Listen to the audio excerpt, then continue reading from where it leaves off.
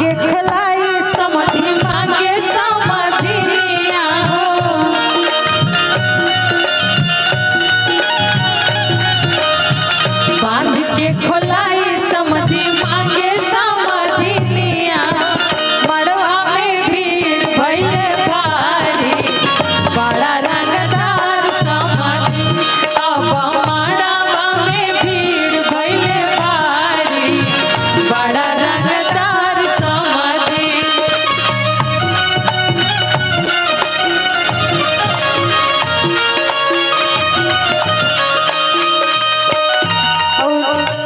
जितना भी लोग और हमने के कलाकार आयल सब आशीर्वाद देवे दुआ देवे।